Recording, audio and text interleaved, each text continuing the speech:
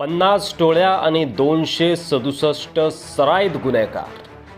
पुणे पोलिसांनी गुंडांची परेड काढल्यानंतर या गुंडांची चर्चा आता पुन्हा सुरू झाली आहे. कोणते आहेत पुण्यातील कुख्यात गुंड बघूया. गजा मारणे मुळशी पॅटर्नचा प्रोडक्ट. गजा मारणे हा पुण्यातील कुख्यात गुंड आहे.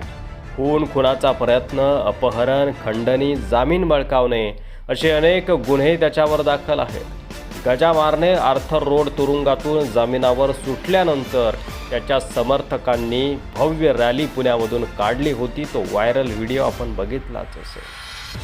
त्यानंतर निलेश गायवळ हा गजा मारणेचा एकेकाळचा विश्वासू साथीदार.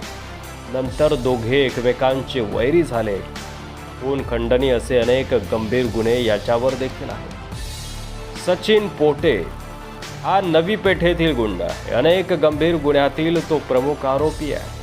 मुंडव्यातील पबमध्ये त्याने गोळीबार केला होता. त्यानंतर त्याच्यावर मोक्याची कारवाई झाली होती. बाबा बोडके हा अरुण गवळी टोळीतील गुंड भाई प्रदीप सोनावणे खुनातील आरोपी आहे.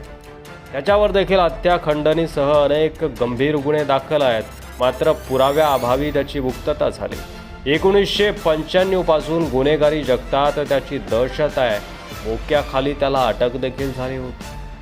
बंडू आंधेकर याच्यावर देखील खून, खुनाचा प्रयत्न, मारामारी असे अनेक गुन्हे दाखल आहेत. मागील वर्षी गणेश पेठेत टोळी युद्धात एकाचा खून झाला होता आणि या खुनात त्याचा देखील सहभाग होता. त्याच्यावर देखील मोक्याची कारवाई झाली. मात्र तो जामिनावर बाहेर आलाय. बंडू आंधेकर याची राजकीय पार्श्वभूमी देखील आहे. पुणेकरांना यांची नावं माहीतच आहे.